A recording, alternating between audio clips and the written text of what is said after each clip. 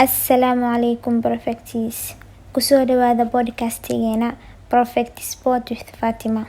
Waxaa mar walba idin soo jeedisa anigoo ah Faadumo Liibaan Axmed.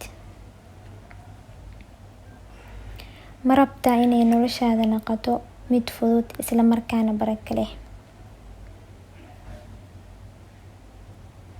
Ma rabtaa inaad heshid wax walba oo u baahan tahay sida ugu fudud isla markaana ugu soo dhow? Ma rabtaa inaad jawaab u heshid su'aalo kugu taagan? Ma rabtaa inaad heshid waxa loo yaqaano the magical key ama furaha sixirka ah oo albaabo badan aad ku furan kartid? Haddaba maanta waxaan ka hadli doonaa sharci ka mid ah shuruucda adduunka ku dhisan oo badankeen aan aqoonin isticmaalkiisa. Laakiin insha Allah maanta ayaan baran doonaa sharcigan siduu u shaqeeyo. Haddii aad maanta fahamtid, waxaad heshay the magical key ama furaha sixirka, kaasoo aad ku furan doonto albaab walbo aad u baahan tahay insha Allah. Mawduuceena maanta waxaa kala qaadi doonaa ilaa 3 qaybood oo waaweyn isla markaana muhiim ah. Qaybta koowaad oo ah waa maxay sharcigan. Qaybta labaad sidee loo isticmaalaa. Qaybta afraad inaan idin siiyo tusaalooyin ama samples. Insha Allah waxaa kaloo ku jiri doonto sheekooyin aan idin kaga sheekeyn doono maanta, taasoo idin cadeynaya isla markaana idin fahamsiinayo sharciga maanta insha Allah aan ka hadli doono. Sharcigan waxaa loo yaqaanaa awoodda su'aasha ama the power of question.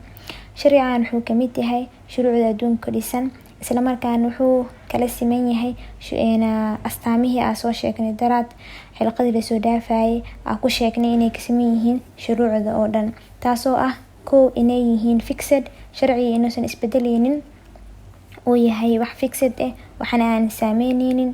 Tan labaad ay ka siman yihiin inay ahayd inaysan jirin qof gaar ay sharciga gaar u yahay, laakiin dadka dhan ay ka wada siman yihiin. Wadanka rabti ka soo jeed, diinta rabti aaminsanaa. Tan saddexaad oo ugu dambeysay ay ka wada simnaayeen ay ahayd inay dadka soo dhaafay sharcigan ay soo mareen, soo arkeen, anaga hadda xaadirkaan joognaa arkeeno, ummadaha naga dambeeyeen ay arki doonaan. Marka sharcigan dad badan ayaa ka hadleen, buugna waa laga qoro oo loo yaqaano Ask and it is given, weydiiso waa lagu siinaa. Sharcigan oo ah awoodda su'aasha wuxuu sheegaa inaad Eebbe subxaanahu wa tacaala aad su'aal weydiisatid, dan Ilaahay subxaanahu wa tacaala su'aashaas uu kaaga soo jawaabo. Sida caadiga su'aasha waxaa la dhahaa duco ama ducada waa su'aal aa Ilaahay wax weydiisanaysid. Su'aal hadaa si kale u fasirna maxaa waaye wax weydiisi. Ilaahay subxaanahu wa tacaala ayaad wax weydiisanaysaa, Ilaahay wuu kuu soo jawaabaa. Marka sida caadiyan oo typical way-ga waxay ahayd inaan ku duceysano ducooyin quraanka soo arooray ama ducooyinkii nabiyaasha ku duceysan jireen, inaan ku duceysano ay markaas Ilaahay wax weydiisano. Taas waxay ahayd sida caadiga ahayd. Laakiin buugaaneti wax kale oo sheega si kale Ilaahay subxaanahu wa tacaala wax u weydiisan kartid, isla markaasna Ilaahay uu kuu soo jawaabi karo. Marka wuxuu isticmaalaa si su'aal ahaan marka sidaas hadhow gadaal ayaa idin sharxi doonaa, tusaalooyin waa idin sii doonaa si aad u fahamtaan. Laakiin hadda asal fahamno, waxa waa inaad Ilaahay su'aal aad weydiisatid ama wax aad weydiisatid, dan Ilaahay subxaanahu wa tacaala uu kuu soo jawaabo. Marka buugaaneti wuxuu sheegaa, wuxuu dhahaa ducada waxay maraysaa 3 stage ama 3 level mare. Level koowaad waxa waaye ask, wax weydiisi, ina Ilaahay subxaanahu wa tacaala wax alla waxa rabtid oo baahan tahay aad weydiisatid si su'aal ahaan u weydiisanaysaa. Dan Ilaahay subxaanahu wa tacaala waxa dhacay process-ka wuxuu gudbisaa given, waa lagu siinaa. Taasna waa guarantee because of Ilaahay subxaanahu wa tacaala wuxuu dhahay wax weydiista ama barya waa la idin ajiibi. Marka waxaa haysanaa guarantee in wax walbo Ilaahay subxaanahu wa tacaala aad weydiisano noo soo jawaabayo ducadaasiti. Haddana ducada waxay maraysaa stage kale oo loo yaqaano receive, aqbalaadii Ilaahay subxaanahu wa tacaala uu aqbalay inay ku soo gaarto. Marka dadka meeshan waa meesha oo badankeen su-aal ay ka qabaan oo ah duco walbo ilaahay weydiisano ama ducooyin badan ilaahay subxaana watacaala aa weydiisanay oo nala soo aqbalnaa jirto. Waxaa isweydiinaysin sababta maxay tahay. Marka sida oo culimada ay noo soo sheegeen, waxaa jirto 4 siyaabood oo ka hor istaagto qofka bini'aadamka ducadiisa in la aqbalo. Tan koowaad waxaa waaye waxaas ay ilaahay weydiisanaysid inaysan ahayn wax markaas dadka aad ku dhibaysid ama problem aad ku sababaysid inaysan ahayn kow. Tan labaad inaadan ahayn qof xaaraanta cuna ama ribada qaata. Because of hadaad tahay qof oo xaaraanta cuna ducadaada lama aqbalayo. Tan saddexaad inaadan ahayn qof shaki ka qabo inuu ilaahay ducadaada aqbalo. Haddii baa shaki ka qabtid inuu ilaahay subxaana watacaala ducadan kuu soo aqbalayo, marka taasna waxay sabab u noqonaysaa inay ka hor istaagto in ducadaada la aqbalo. Tan afraad oo ah in degdeg oo kugu jiro oo yacni hadda weydiisatay ilaahay subxaana watacaala isla had inaad jawaabta heshid. Marka iidana waxay kamid noqonaysaa waxyaalaha qofka hor istaagaya in ducadiisa la aqbalo. Markii laga soo tago 4taas seeti, waxaa jirta wax kale oo buugan oo sheegaya oo qofka bini'aadamka ducada inay soo gaarto ka hor istaagaysa. Waxaasna waxaa waaye qofka inuusan diyaar u ahayn aqbalaada ilaahay u aqbalo ducadaas inay soo gaarto qofkaas inuusan diyaar u ahayn. Maxaa ka wadaa qofka inuusan diyaar u ahayn? Tusaale idin siinaa. tusaale ahaan xilqadii lasoo dhaafay waxaa ka hadalnay sharciga mawjadaha ama law of frequency. Waxaa kusoo sheegnay wax walba qofka bini'aadamka uu ku fikiro ama uu ka hadlo inay urumoobayso. Waxaas ha ahaato wax fiican ama wax aan fiicnayn, negative ha ahaato, waxaas aad ku fikirtay ama iskaleetay aad ku hadashay inay ku urumoobayso. Sababtoo ah waxaa galaysaa mawjada waxaaseeti. Sidaas soo sheegnay. anagoo sharcigaas ka duuleyno haddii aad tahay qof fikrad qaldan ama fikrad negative ka aaminsan lacagta, yani waxaa tahay qof aaminsan inay lacagta fidna keenayso, yani lacag hadaa hadhow inaa qadka ka dhacayo ama hadhow qof biniaadan xunaa naqanayo. sidaas daraadeeda lacag markaa maqashid waxaa dhahdaa may ani waxaa iska jeclahay nolol oo stable ah, yani kastii soo gashay inaa isticmaalo lacag badan oo zaaid u badan marawi, maal badan oo sas u badan marawi, yani sidaas aaminsan tahay. then ilaahay subxaana watacaala waxaa weydiisanaysa inuu kaa dhigo hodan. waxaa leysa yaa rab waxaa rabaa inaa iga dhigtid hodan. then ilaahay subxaana watacaala ducada wuu kuu soo aqbalaa, laakiin makusoo gaarayso oo rasiif ma dhacayso. first ask waa weydiisanay, then given kia dhacay ilaahay subxaana watacaala wuu ku siinaa, laakiin rasiif ma dhacay oo ducadii makusoo gaarayso. sababtoo ah ducadaaseed ilaahay oo kusoo aqbalo waxay ka hor imaanayeen wax markaas adiga aaminsan tahay oo gudaha ku jiro. sababtoo ilaahay subxaana watacaala wuxuu ogyahay wax gudaheena ku jiro iyo wax afkeena ku dhahno. so afkaa waxaa ku dhahaysaa ilaahay waxaa rabaa inaa isiisid, then gudahaaga ama niyadaada waxaa ka dhahaysaa waxaaseeti yani ma awoodo, haddii waxaas helo ma umaleynaa inaan sameyn karo ama iskaleete lacag haduu ilaahay isi lacag fara badan haduu isiiyo ilaahay ama business intaan sameeyo businesska iyo horumar lacag badan aan sameeyo waxay ka hor imaanaysaa waxa markaas aaminsan tahay. so marka ma kusoo gaarayso, yani ilaahay wuu ku aqbalay laakiin se tarsiifka ma dhicino ina maxaa ducada dhulka u soo degto markaas adiga aragtid ducada in lagu aqbalay ma soo degayso, yani ma arkaysid. sidaas daraadeed ducooyin badan aad duceysano oo aada ilaahay subxaana watacaala uu kusoo aqbal laakiin wala kusoo gaarin, sababtoo waxaa waaye inay ka hor imaanayso ducadaas wax adiga aaminsantahay. so marka ducadaas ay kusoo gaarto waa inaad waxaas ilaahay aad weydiisanaysid aad ka fikirtaa waxaan aniga maxaa ka aaminsanahay. waxaas haddii cagsigiisa aaminsan tahay isku day inaad bedeshida oo aad ka aamintid markaas wax adiga aad rabtid sidaa u rabtid inay ay ahaato. marka lacagta sida badan fitna ma keento. badankeena sida noola soo tarbiyada badan usoo aragnay, sida filmaanta ka fiirsanay, dadka taajiriinta inay yihiin dad oo lacagta si oo sharci dara ku keenaan, lacagta aygii ilmahoodba ay ku fidnowaan. so marka fikrado badan oo qaldan lacagta ka aaminsanahay. insha Allah xilqad gooni ayaa u hadli doonaa, waa kala dhigi doonaa lacagta waxyaalaha ka aaminsanahay iyo waxaas dhan insha Allah. tusaale labaad hadaa idin siiyo oo ku saabsan mawduucan, waxaa tahay qof shaqo la-aan ah oo shaqo raadinaya. So ilaahay subxaana watacaala waxaa weydiisatay inuu shaqo ku siiyo. So ducadii waa sameysay, haddana waxaa raacsiisay actions raacsiisay oo CV qatra diyaarsatay, cover letter diyaarsatay, meelaha shaqooyinka lagu soo post gareeyaa mar walba booqataa, shaqooyin badan apply gareysaa, CV-yada waa dirsataa. Then ilaahay waqtiyada iyo ducooyinka la aqbala isku aadisaa. ilaahay waxaa ku duceysataa inuu shaqadaas oo ilaahay subxaana watacaala oo ku siiyo. labadii step baa sameysay, aska waa weydiisay, then ilaahay givenkii uu sameeyey oo ducada ku soo aqbalay.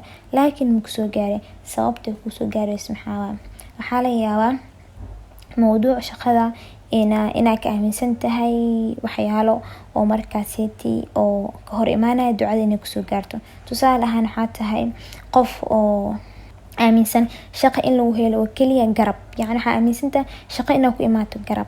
markaa shaqada dirayso waxaa dhahaysaa waa ogahay malay soo aqbalaayo, ama waxaa dhahaysaa waxaa ogahay shaqada way soo boosti garoonayeen maahine already qofkay dooro lahayeen way haastaan, position kaanayto qof la garabaal iskugu geynaa waa ogahay. So mar walba waxaas isku celcelinaysaa, waxaas isku sheegaysaa. amis kaleete waxaa tahay qof oo jecel comfort zone markaas xaaladda markaas uu ku sugan yahay maraba inuu yani afkiisa wuxuu ka dhahaa shaqaa rabaa laakiin niyadiisa ma jecele,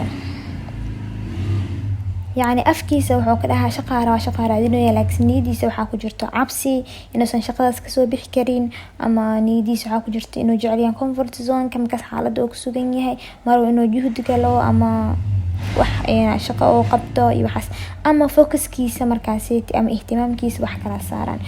So haduu ilaahay subxaana watacaala ducaas ku soo aqbalo waxay ka hor imaanaysaa waxa markaas adiga aaminsan tahay ama markaas xaaladda ku sugan tahay. So marka waa inaad sameysaa waxaas cagsigiisa si markaas ducada ay kugu soo gaarto.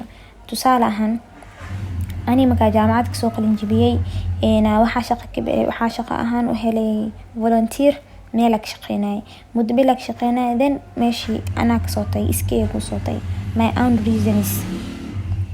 then markaa kasoo tagay macada ku biiray entrepreneurship waxa loo yaqaana bartay, then business bilaaway. So business bilaaway focuskii waxaa si business ku mashquulsanaay.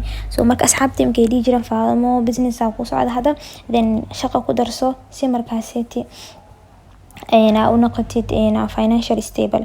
sababtoo ah adduunka hadda ku noolnahay hal income stream ma lagu noolaan karo, ama hal meel lacag ka soo gasho ma lagu noolaan karo.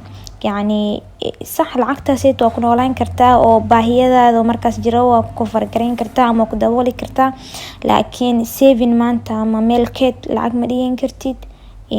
lacag guri ku gadatid ama way adagtaa lacag aad ku shaqeysatid inaad guri ka gadatid adoo hal meel ka shaqeynaysid oo hal meel dakhli ka soo galay, way adag tahay inaad saving markaas lahaadid. So marka dadka adduunka waxay sameeyaan inay sameystaan laba meel ama saddex meel oo qofka dakhli ka soo galo si markaas lacagtaas ugu filnaato baahiyaashiisa ugu dabool. saving haddii noqoto ku sameysto markaas waxyaalo waaweyn kale ku sameysto. So at that time focuskii wuxuu saarnaa business oo kaliya markaas waxaa dhihi jirmaya shaqo waxaas maro. then haddana waxaa soo istaag level dhaho okay income stream kala sameysana shaqo bilaaba. then waxaa bilaab CV-ga inaa haweysto, cover letter qatar inaa sameysto, yani qorshaha la raaco cover letterka waxyaalaha lagu daraa in laga soo koobiyey camal warqada oo shaqada ay soo diraan dadkaas si markaaseti u muujisid yani inaa fahamsan tahay waxa ay ka rabaan inaa ka soo baxi kartid. So cover letters qatar qoran jiray waa dirsan jiray anigoo markaaseti rajeyna shaqadan ay soo baxday. ilaahay waxa ka bari jiray ilaahay shaqadan ii sahal. shaqooyin badan oo ani ahaminay meesan ii soo baxin. dadka asal abla galeen shaqooyinkaas way helaan marka la xiriir shaqada ku soo baxday shaqada way soo baxday. qaarkood waxa istaag jirnay interview stage isla gali jirnay, then ayaga way sii gudbi jireen aan way ka soo hari jiray. so markaas xaaladda markaas ahayd waxa sameeyay then waxa sameeyay book qalna soo qaatay waxa qoray terrorismka oo waxyaalaha shaqada iga cabsiinay oo aniga cabsi ka qabo. then waxyaalaha aniga ka aaminsanahay shaqadan oo negative qortay waxaa kamid ah cabsi ay hayse ana shaqadaas ka soo bixi waayay camal ama iskaleete. yani hadda jaamacad ka soo baxday yani meeshaas ugu shaqeyn doontaa hadhow haddii wax lagu weydiiyo ama kasweysaa ama lagu soo buriya waxyaalo badan oo maxaa la jira oo anaga isku abuurnay markaas niyadii ku jireen.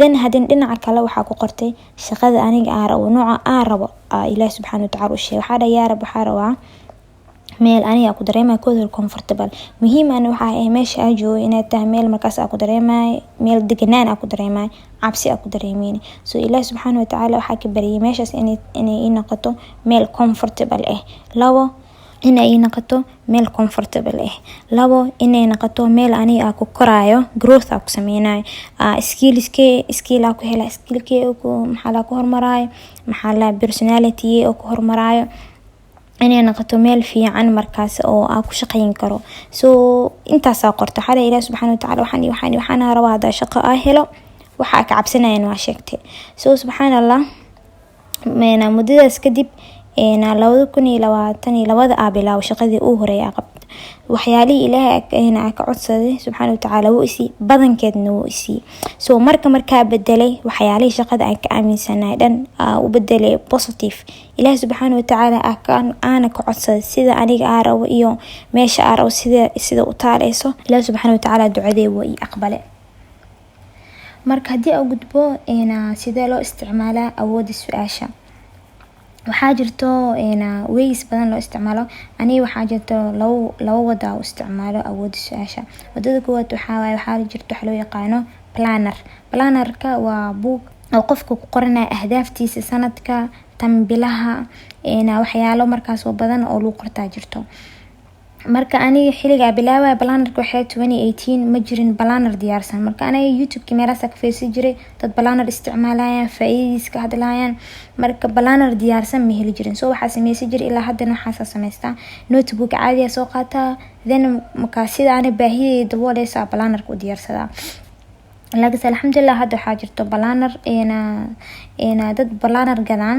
waxa kamid ah mahan stationery waxa isku xirtaa 3 bil iyada gadan kartaan 3 bil la isku xiraa marka waxa sameeyaa planner-kaasiti sanadkii waa ku qortaa bishina waa ku qortaa isbuucina waa ku qortaa mar qarkiisna maalintii ayaa ku qortaa planner mara idin sharxi doonaa badana December dhamaatankeeda ilaa January bilawgiisa la qortaa marka insha Allah experience-iga idinka sheekeyn doonaa planner-iska si waxyaalaha lagu qorto waxyaalaha ii suurtagal waxyaalaha aan ii suurtagalin si markaas 2023 idinkoo fahamsan oo gashaan oo ahdaaftiina si fiican u qortaan markaas iyo vision board wax loo yaqaan jirto oo planner-ka lagu daro iidan maxaa si fiican u faa'iido alxamdulillah vision board xilqa idinka soo sameyn doona maalintaasna waxaa idin tusi doonaa vision board iska kala duwan aan sameystay kuwa ii suurtagal waxyaalaha ii suurtagashay waxyaalaha ii suurtagal insha Allah laakiin hadda planner wax ka soo hireysin maahan stationery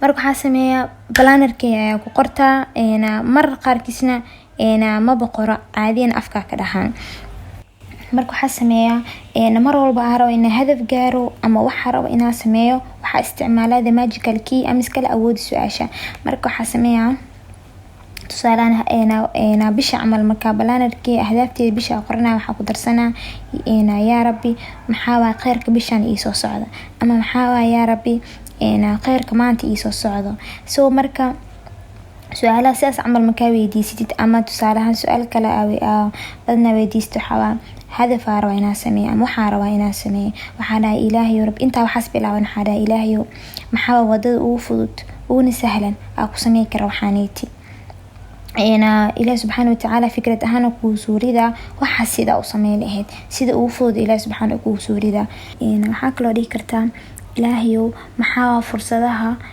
ii soo socda isla markaana sida uu faa'iideysan karaa waxa dhici karta fursadaha maanta ii soo socda maxaa waay fursadaha bishaan iimaan doona maxaa waay ama fursadaha sanadkan ay heli doona maxaa waay sideen ugu faa'iidi karaa يعني tan waxay ka saacideysaa maalintaada ama nolosha markaas inaad xakamaysid ilaa markaa weydiisatid Ilaahay subxaanahu wa ta'aala fursadaha ii soo socda maxaa waaye waxa la yaa fursado badan inay maalinta ku soo marto aadan attention siin ama aadan ka warhanin inay maxaa la fursad ay ku tahay laakiin marka Ilaahay weydiisid Ilaahay fursada ii soo socota maxaa waaye maanta sideen ugu faa'iideysan karaa fursadaha maanta ku soo gaarkooda hore waa arkaysaa waa dareemaysaa isla markaasna waa ka faa'iideysaa waxaa rabtaa inaad sameysatid waxaa inaad sida u sameynaysa mataqaanid. marka ilaahay subxaanahu wa tacaala weydiinaysaa si su'aal ahaan, ilaahay waxaa rabaa inaan sameeyo waxaasayte wax markaas adiga u baahan tahay, waa maxaa sida uu fudud waxaas ku sameyn kara. so ilaahay subxaanahu wa tacaala waxaasayte si fikrad ahaan ku tusinaa, ama si qof bini aadan ku imaana waxaa sida u sameynaysa ku tusinaa. so juhdi iyo time ka bixi lahaa ama wax badan aaraadin lahayd waxaa laga yaabaa si fudud markaas oo dhaqsi inaa ku heshid, maadaama isticmaashay awoodda su-aasha. waxaa jirta arrin culays ka saaran ama arrin aan sameyn karin ama awooddaada ay kuu sheegaysa camal waxaasaytii impossible waa ama la sameyn kara camal, then waxaa dhahaysa ilaahay waxaa saaran inaan sameeyo, ama ilaahay albaabkaasaytii waa maxaa sida uu fudud aa ku gali karo, then ilaahay albaabkaas sida golleeda ku tusinaa, ama qofka ku imaanaya ama idea ahaan ay kugu soo dhacaysaa. marka awoodda su-aasha si anaga negative ahaan u isticmaalnaa. tusaale ahaan markay wax ka qaldamaan ama iskale wax markaas si u rabtay sidii aysan kuu soo dhicin, waxa u horeysa aa dhahan maxaa waaye waxaan maxay anigu dhacaan, yaa rab maxaa ii qaldan, maxaa ani nasiib u xunahay, alla nasiib xumiya lacag meel ku darsato lacagta way ka qasaartay, ama waxaa rabtay inaad sameyso wixii si kale naqdeen, waxaa dhahaysaa ani waa nasiib xumahay, waaba ogahay inaan qof bini aadan nasiib xun. then waxaa dhahaysaa waa hota aan mar walba uu nasiib xumahay, ilaahay maxaa aan mar walba nasiib xumahay, then jawaab ku imaanaysa. laakiin jawaabtaas jawaab adiga ku qancinaysa maaha, because of si negative ahaan u weydiiso waxaa dhahay maxaa anigu nasiib xumahay, then waxaa ku imaanaysa jawaab waxaa ku dhacaysa maxaa la dhacdo ku tusinaysa inaad nasiib xun tahay, oo nasiib xumada aad sheeganaysa runta kugu dhacayso. marka sida darad buugan wuxuu dhahaa si positive ahaan u isticmaal. markii aad aragtid wax markay ka qaldamaan intaa dhiileed waxaan maxay iga qaldameen oo ama iskal maxaa nasiib xumahay, instead of that waxaa okay waxa dhacay mooha, okay sidee nasiibkay ku noqon karaa mid fiican camal, inaad dhahay sidee nasiibkay ku noqon karaa mid fiican, in ilaahay subxaanahu wa tacaala wuxuu ku tusinaa si nasiibkaas si fiican oo ku noqon lahay. intaa dhiileed aniga maxaa nasiib xumahay mar walbo, maxaa nasiib xumahay mar walbo way kugu dhici lahayd dhacdo ku tusinaysa inaad nasiib xun tahay, waxaa weydiisanaysaa ilaahay yaa rab sidee nasiibkay ku noqon karaa mid fiican inaad dhahdid, then kabacdeen nasiib fiicnaanta kugu imaanayso. marka ama inaad dhahdid يعني waxa sameeyay wixii waa ka qaldan inaad dhahdid ilaahay arintan khayr ma shay igu jiro, yaa rab arintan khayr ka tusi, then arinti oo si negative oo arkaysa adoo si positive oo aragto ilaahay subxaanahu wa tacaala khayrka ma ka arintan kugu jirto oo ku tusiyo. waxaan rabaa inaan idinkaga sheekeeyo laba qiso anigu dhacday iyo qiso markaas qof kale ku dhacdo oo ka sheekeenayo oo qof caan maalin maama kamid qof wuxuu rabay inaan wax sameeyno ani asina wax sameeyno. marka at that time wax markaas labadeena ka simanahay ama asir sameyn karno maskaxdeena ku jirin, markaas waxa ku rahay ani aad wax asir sameyn karno ma jirto, sababtoo ah labadeena maxaa la isku same interest ma haysano. marka I don't think in wax sameyn karno. qofkan wuxuu dhahay maya waxaan rabnaa inaan labadeena isla sameeyno, please waxa isla sameeyno, please soo fikiro idhahay soo fikir anna soo fikirahay. then waxaa dhahay okay isticmaalna awood su-aasha, then awood su-aasha oo sharxay, then inta meesha fadhiinay waxay ahayd Ramadaan waxay ahayd maalmaha Carafa ahayd. then waxaa dhahay ilaahayo wax aniga qofkaan isla sameyn karno oo labadeena ba ka soo bixi karno isla same time waxaaseti qofkaasna oo waxaas xiiseeyo ama biiqaano waxaasna aniga xiiseeyo oo aqaan yaa rab nagu toosi. hadii inta meesha fadhiinay sheeko waxaas oo raadinayna isla markiiba aadiyana soo dhacday waxaasii subxaanallah qofkaas nagu sameyn karaa interest inuu leeyahay oo xiiseeyo isla waxaasna aan waa sameyn karaa xiisana maxaa la waa xiiseeyayo oo si fiican u aqaana. subxaanallah ilaahay markaas su'aasha weydiin isla markaas su'aasha inuu soo jawaab waxaas oo qofkaasna uu xiiseeyo ka soo bixi karo, isla waxaas aan xiiseeyo ka soo bixi karo oo markaas labadeena ka faa'iidi karno dadkana uu faa'iidi karno waa helna. markaas amal wax marka waxa anaga xaaladaas marka joognay waxaas ma aqooni, laakiin waxaasna asoo raadin at the same time awood su-aasha isticmaalno ilaahay weydiin xana yaa rabbi maxaa waxaaseti qofkaas uu xiiseeyo uu ku soo bixi karo, anna xiiseeyo ka soo bixi karo at the same time dadkana uu faa'iidin karno, then jawaabtu waa helna. قصة كلا روانا إذن كشكي وعاني قصداني تحق شكينا nin loo yaqaan Steve Harvey laga yaabo qaarkiina taqaanin. Steve waa nin Afrikaan oo Mareykan marka qisadiisa ka sheekana sidoo isticmaalay the power of question oo ka sheekana qisada waxay taalaa YouTube-ka. marka Steve waxaa jir quote oo mar walba oo dhaho waxa waay quote kooda waxa waay you have not cause you ask not. wax ma haysatid sababtoo ah wax maadan weydiisanin. marka Steve intoosan oo naqanin qofkan caanka wuxuu ahaa qof broke ah markaas lacag badan aan haysanin 3 sano wuxuu ku noolaa gaarigiisa guri u ahaa oo jiifin jiray dan subaxdii shaqo ka tagi jiray. marka wuxuu leeyahay asoo xaalada sidaas ku nool wuxuu leeyahay habeenkii waxa si sharci dara ah wabiga ayaa waxaan ugu daba jiray malaaya ka qaadi jiray habeenkii dan dhuxula gaarigiisa saarnaa jirtay dhuxusha malaaya ku duwan jiray sidaas ku cuni jiray sidaas ku noolaa. soo haweenada kamid ah asoo wabiga kamid ah oo malaaya ka dawanaya in uu maad wuxuu leeyahay meeshan ka dhaqaq malaagan dhaaf dada iskale ayaga marka dhulka wabi ku soo aado qofkiisa gadana yani wabi oo xaarkaysa qof leh wabi oo public amal maaha wabi oo ku soo aado qof dhulkiisa soo wabigaas qofkaas iskale malaagaas qofkaas iskale ma loo ilaaliya. marka markii la dhahay wabiga qofa iskale malaagan oo nabadgelyo meesha ka dhaqaaq Ilaahay subhanahu wa ta'ala wuxuu weydiistay inuu dhul siiyo dhul markaas asig xur u yahay asig uu leeyahay qofna aan dhihin waxa ku sameeyeen yani dhul oo xur u yahay. soo marka kooda hor wuxuu sameeyay Ilaahay wax weydiistay at the same time Steve ilaa maadaama wax uu weydiistay meel muusan iska fadhiisanin wuxuu bilaabay inuu saci sameeyo. sida ogna Steve qof muslim ma aha oo diinta Kirishtaanka aaminsan yahay laakiin hadina ma dhihi kan maadaama uu yahay nin oo muslim ahayn Ilaahay ducadiisa ma aqbalay sababta Ilaahay caadil waa si oo Ilaahay u xisaaba jirta anaga wax u xisaabin ma dhihi karno tusaalahan laba qof oo daris ah oo laba beer daris yihiin laba qof abuurteen inta juhdi geliyeen beerta maxaa la intee faleen fertilization ku shubeen mirihii ay geliyeen isku same mira ay ku isticmaalaan isku same biyo ay ku shubeen inuu Ilaahay subhanahu wa ta'ala qofka muslimka beertiisa u soo baxdo qofka muslimka ahayna beertiisa aysan u soo bixin sidaas cadaalad maaha. adduunkan sidaas ku dhisna adduunka wuxuu ku dhisan qawaaniin qofkii juhdi bixiya juhdigiisa abaalmarintiisa helaa muslim ahaa ama muslim aadan ahaanin. marka Steve wuxuu sameeyay wuxuu dhahay waxa xisaabiyay inta dhul waa adduunka ku taalo mitir ahaan waa xisaabiyay wuxuu dhahay waxay noqotay 36 bilyan acres wax u dhow ay noqotay. soo hadana wuxuu xisaabiyay inta qof markaas adduunka ku nool wuxuu dhahay xilligii adduunka waxa ku noolaa 5 ilaa 6 bilyan oo qof ku noolaa. soo wuxuu sameeyay intii dhulka 36 bilyan ayuu wuxuu u qaybiyay 6 bilyan. soo waxa uu soo baxay calculation qofkiiba inay ku soo aadi karto 6 acre oo dhul acre-na marka dhulka ahaana dhul yar maaha dhul weyn waay. marka 6 acre marka ku soo aado wuxuu dhahay dan shaqadii wuxuu bilaabay stand up comedy waxa waa qof oo inta stage istaagoodan waxyaalo jacayl sameeynay dan sidaas lacag ku sameeynay. soo wuxuu yiri waxa uu horeeyay sameey waxay ahayd $115,000 sameey dan waxa aado jir meel loo yaqaan Dallas oo ku taalo Texas meel loo yaqaan oo Mareykan ku taalo tagay wuxuu qof wuxuu weydiiyay dhul maxaa la dhahay dhul la soo tusiyay at that time wuxuu yiri dhulkaas dhul ya cajibiyo ah kasto wabiya maraay malaaya ka daabin kari waxa sida dhulkana ku fiican. dan ninka dhulka la haligay oo dhahay dan waxa dhahay dhulkana rabaa okay wuxuu dhahay ninka $250,000 ka siina at that time Steve wuxuu haastay $185,000 markaas wuxuu dhahay $185,000 haastay inta harsan gadaal ma ka bixin kara dhulka ma gadan kara ma qaadan kara.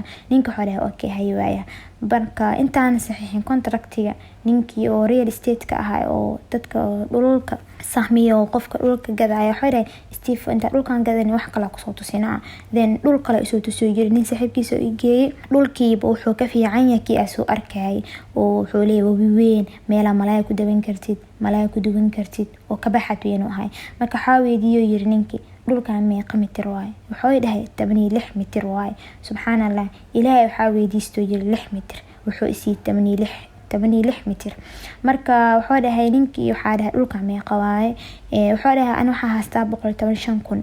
marka ninka wuxuu yiri aan xaalad adag ku jira lacag oo baahana dib ma leh $185,000 bari keen inta kalena si oo sanadkii lacagtu u bixinay hafaaf iska bixina.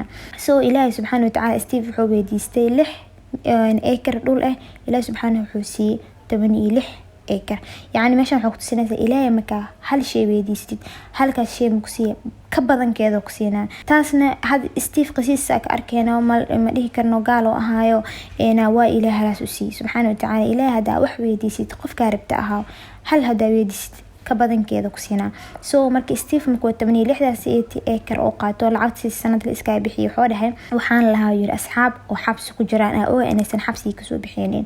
then ilaahay subxaanahu wa ta'aala waxa weydiistay ilaahay maadaama uu ogaa dadka soo baxayeen dhulkooda hadaa aan isi yani acres kod 6 acre ani isi. then yani Steve Hare oo 300 oo acre dhul oo haasta yani xaafadan oo kaligiis degan yahay oo beeraheed leh oo wabiyaasheed leh oo kaligiis degan yahay wuxuuna ka bilaabay hal su'aal oo ilaahayo 6 acre oo dhul isi maanta 300 oo acre leeyahay. marka wuxuu dhahaa you have not cause you ask not. waxna ma haysid sababta wax ma weydiisin xoraa ilaahay wax weydiista then aamina inuu ilaahay waxaas idin siinaa dan waa helisiin. marka qisada Steve waxaa barneena hadii ilaahay wax weydiisid inuu ilaahay waxaas ku siinaayo waxaas aa weydiisatana ka badankeed oo ku siinaayo waxaas aa weydiisatana laga yaabo inaa waqtigaas u maleysid inay waxaas tahay wax kugu filan ama kugu fiican laakiin ka badankeed ka fiican aa helaysaa. hadii aa gudbo qaybta ugu dambeysa oo ah inaa idin siiyo sambalis oo su'aalo ah ku dartiin maalintiina ama isbuuciina bishiina ama sanadkiinaba. marka inta ugu gudbin qaybta su'aalaha waxaa jirto shuruuc oo maxaa laga baahan yahay qofka inuu sameeyo si markaas ay kugu suurto gasho su'aalahaniti. marka sharcigood waxa waaye mar walba inaa ilaahay subxaanahu wa ta'aala si su'aal ahaan wax weydiisatid aa isticmaashid sidee yani inaa isticmaashid camal how iyo what English ahaan ma Soomaaliha inaa isticmaashid yani sidee ku sameyn karaa waxaas ama maxaa laga baahan yahay waxaas inaa ku sameeyo si waxaas u gaar maxaa laga baahan yahay inaa isticmaashid inaad maxaa su'aasha marka ilaahay subxaanahu wa ta'aala weydiisid aadan isla markaa aadan sugin isla markaas jawaabta ku soo dhacdo jawaabta su'aasha weydii ilaahay subxaanahu wa ta'aala then hawsha iska gal oo processka iska gal jawaabta ida ilaahay subxaanahu wa ta'aala kugu imaanay yaama ilaahay waxaas ku fudeena ama wadada ku fudeena ama jawaabta inta wadada ku dhex jirtida jawaabta helaysa jawaabta markaas kugu fiican adiga. أنا إله سبحانه وتعالى آمنت التلوات أنا تنسدحات عندي أنا إله سبحانه وتعالى آمنت أقول سناتي أنا آمنت إني محل سؤال شألك سو جوابي. marka da ugu gudbo sambalis ka su'aalaha waxa idin codsana inaa meel ku qortaan ilaa 83 ama 85 su'aalood waaye. marka su'aalaha waxa uu sheegi doonaa kood hore si English ahaan dan si Soomaali u sheega si markaas labada luqad uu fahmo qofka. marka su'aalahaas qorta isku daya maalintii hada inaa qortaan buug hada leedin buugan ku qortaan ama caadiyan ahaan u isticmaala afka ka dhaha idinkoo aadan qoranin. marka su'aasha koowaad waxa waaye what is the sustenance that God will give me this week ama this month ama this year. waa maxay risqiyaasha uu eeba isiin doona isbuucan bishan ama maantan. yani inaa qorataan yaa rabbi maxaa waa risqiyaasha ii soo socda risqiyaasha ii soo socda maxaa waaye then risqiyaasha ku imaanay ilaahay uu ku fahamsiinaa oo waa dareemaysaa risqi aadan filinaynin oo ku soo gaaray sidaas oo sheekneen risqi maxaa lacag kaliya ku koobno waxaa laga yaabaa out of nowhere qof inuu ku casuumo so casuumaadis oo ku casuumayo waxaa helaysaa maxaa la cunaysaa cuntaas aad cunaysaa risqi waaye so waxaa laga yaabaa out of nowhere qof qaraabada kamid inuu maalintaas lacag oo ku siiyo ama out of nowhere maxaa la hada business leeyahay businesskaas maalintaas ama isbuucaas inuu booming ku noqdo inaag sababtoo ah waa ka warhayso ilaahay weydiis ilaahay risqiyaasha iyo soo socda maxaa waaye risqiga markuu ku imaado waa dareemaysaa then inuu ilaahay subxaanahu wa ta'aala ducada ku soo ajiibo then ilaahay subxaanahu wa ta'aala uu mahad celinaysaa. su'aasha labaad waxa waaye what are the great opportunities that is on my way and how can I benefit from it. maxaa fursadaha waaweynka ama qaaliga ah ii soo socda sideen uu faa'iideysan kara ilaahay maanta maxaa fursadaha ii soo socda ilaahay bishan maxaa fursadaha ii soo socda ilaahay sanadka maxaa fursadaha ii soo mari doona taasoo aan ka faa'iidi doono. so fursadaha hadhow ku imaan doono oo intee agta iska mar lahayn adigu ka warhaanin hadda fursada waa dareemay waa arkaysa fursadaha ku soo maraysa adan ka warhaanin fursadan ka warhaanin agta mar lahayd ku soo marayso waa ka faa'iideysaa yani fursada ku soo leexanaysa ilaahay oo fursadaha waaweynka ama qaaliga ii soo socda maanta maxaa waaye ilaahu fursadaha bishaanita arki doona maxaa waaye ilaahu fursadahaasna ii akmarinay ilaahu sida uu faa'iideysta fursadahaasiti ilaahu subxaanahu wa tacaala itusi wado fursadahaasita au faa'iideysan kara camal aa dhehaysaa. Su-aasha saddexaad waxaa waaye what is the best and easiest way to do this, ama what is the best and easiest way to solve this problema kusoo wajahay mataqaanisa u xalinayso xalis ilaahay wadada uu fudud uuna fiican problemka aan ku xalin kara maxaa waaye ilaahay wadada uu fudud uuna fiican mushkiladan uu bixi kara maxaa waaye ninka ag soo bartay the power of creation in carab oo ahaa oo sultan allah ninkaas xoolaha problem oo finance qof yani lacag ka qaatay qofkii lacagta muusan u soo celinin mudadii oo balami u soo celinin then lacagta wuxuu ka qaatay company-gooda ka qaatay then waxa uu sheegay inuu yiri lawyer-ka ama skaleete lawyer-ka company-ga loo sheegay qofkaas inuu lacagtii deynta qaatay deynta uusan soo celinin so lawyer-ka wuxuu dhahay arintani maxkamad ma ahine si kale loo xalin karo male so wuxuu dhahay power of creation isticmaal hada ilaahayo wadada ugu fudud oo ugu sahlan oo san dhicin wax problem qofkaas ku dhicin anaga wax problem nagu dhicin oo aan ku xalin karna maxaa issue-gan qofka lacagta inuu qaato san soo celinaynin waxa kale isticmaalayo wardi oo quraan ku jira isticmaal hore rabbi idqilni mudkhil sidqin wa akhrijni mukhrij sidqin waj'alni min ladunka sultanan nasira in ducadaas iska akhristo yiri dan su'aashana ilaahay weydiiyay wuxuu yiri muddo 10 bari kadib qofkii soo socdo imaada lacagtii wada wuxuu yiri lacagtiina waatana subhanallah ilaahay waxa weydiistay wado qofkaasna problem ku arkin anagana problem ku arkeen maxkamada aadeen ugu fudud ee problemkan ku xalismi kara maxaa waaye yani qofkaas muusan cawaadin mudhihinani deynta laga qaato qofkan wuxuu ii soo celi waayay yani muusan cawaadin laakiin wuxuu weydiis yaa rab wadada ugu fudud ugu sahlan problemkan ku xalismi kara maxaa ama qofkaas xaqiiqo uu ii soo celin kara asoo qofkaas wax problem gaan aniga rafaad iyo juhd aan marin maxaa waaye yani ilaahay waxa weydiisanaysaa wado fudud wadadana ilaahay subxaanahu wa tacaala uu ku tusinaa. Su-aasha afraad waxaa waaye what is simple idea that I can find this week to make quality improvement in my work. waa maxay fikrad fudud taasoo aan heli doono isbuucan oo ii fududeyn doonta ama ii horumarin doonta shaqadeyda ama businesskeyga ama nolosheyda. waxaa dhihi karta what is simple idea that can improve my business, that can improve my life. dhihi karta my life asaas u isticmaal karta fikrad fudud isbuucan heli ama sanadkan nolosheyda kusoo biiraysa taasoo horumarinaysa sida shaqadeeda u qabto horumarinaysa businesskeyga.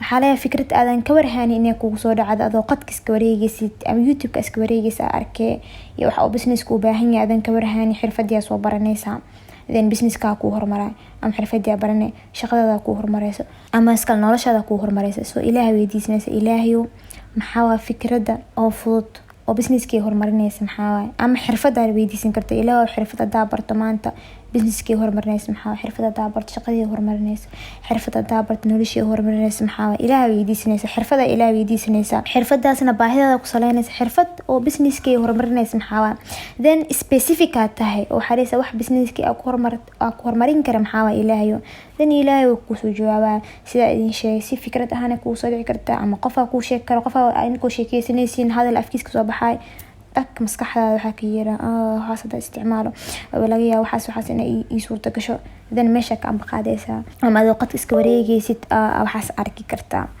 then su-aasha shanaad waxa waaye what beautiful wonderful relationship that will enter my life.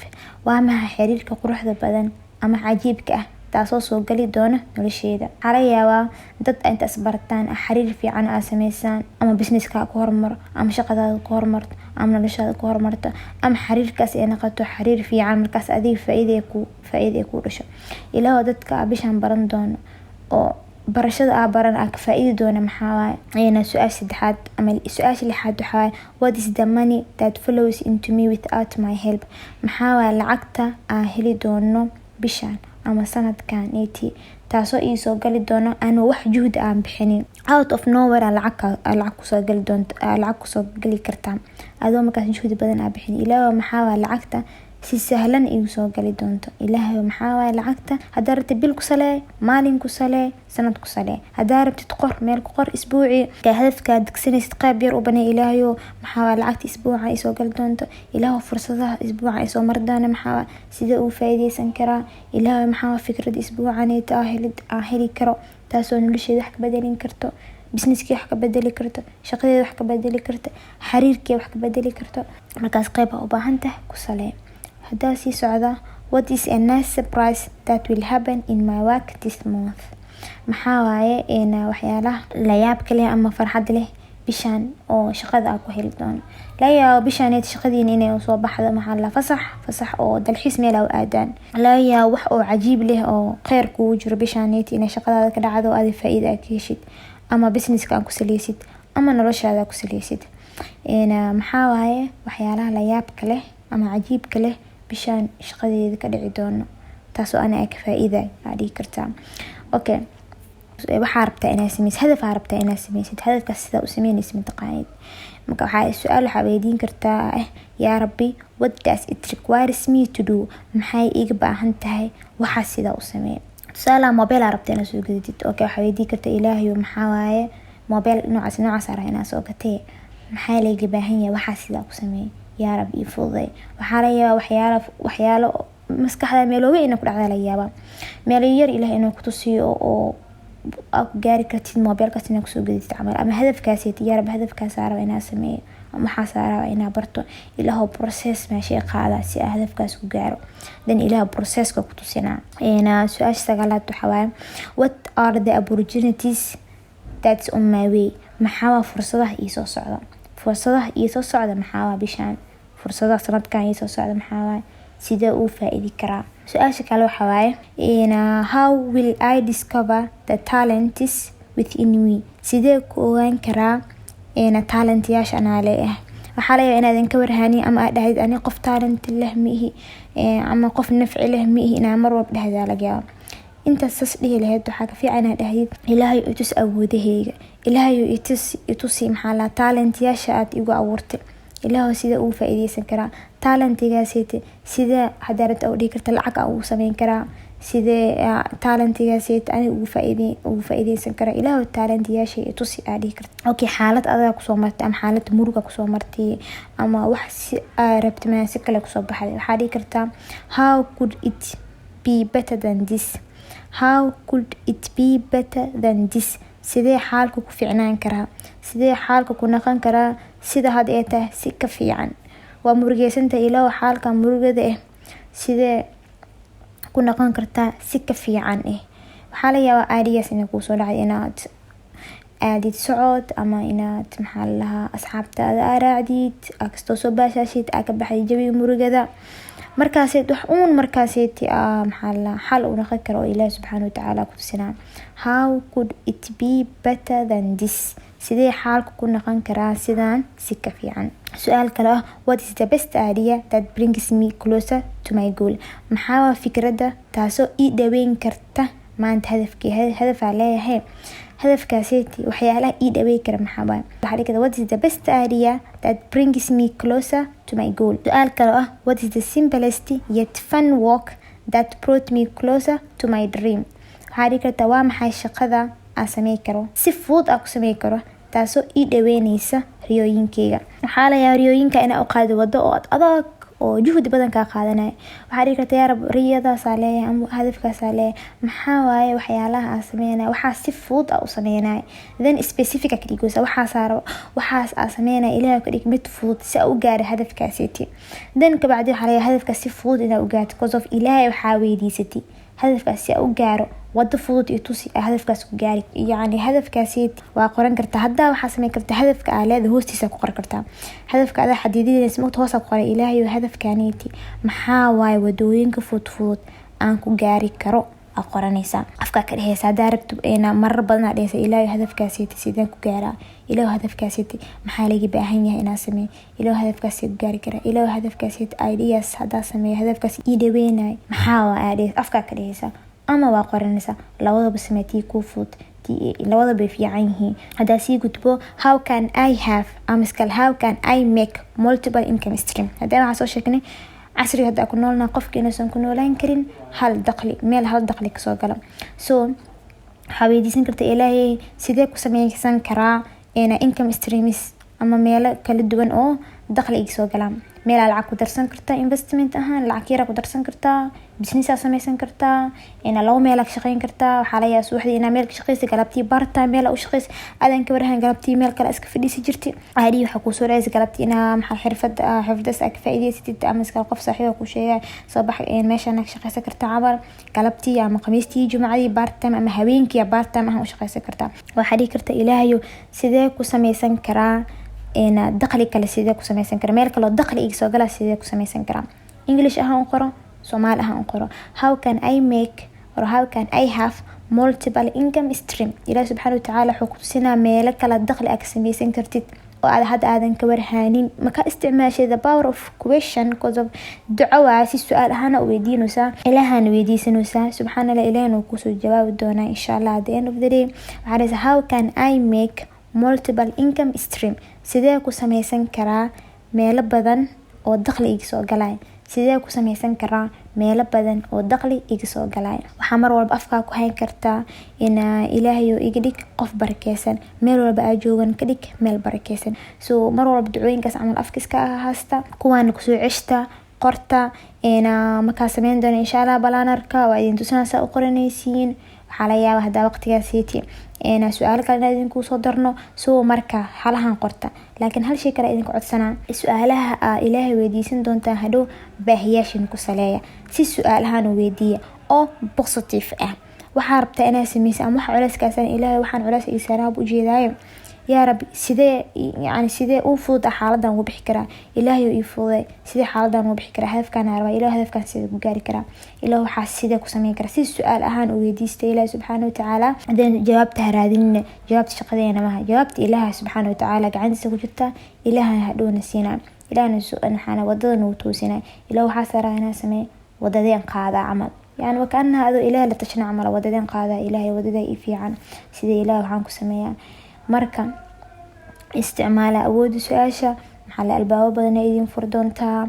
يعني وحدنا أقول هدو أنا قرنيسة صفوت قصف إله محلها كلمة إله ويديستي وقال وح إله ويديستان كبدن كذا إله إنسان سبحانه وتعالى. مركا إن شاء الله ما عند موضوع يعني ماشي اكتهي أود سؤاشة سؤالها نقرته سؤالها كلن كسلة باهياشينا أنا وحمك سمينيسين سي سؤالها نقرأ إذنكو استعماليسين how إي what إذنكو استعماليسين إنجليش أهان سومالينا سيدي أمس كلام محا أذو استعماليسين سؤالات كقرطة. so I think ما عند موضوع وريران مركا إن شاء الله حيدين رجينا يا نور قروح بدن أهدافتين إذنكو قارتين إن شاء الله. مع السلامة.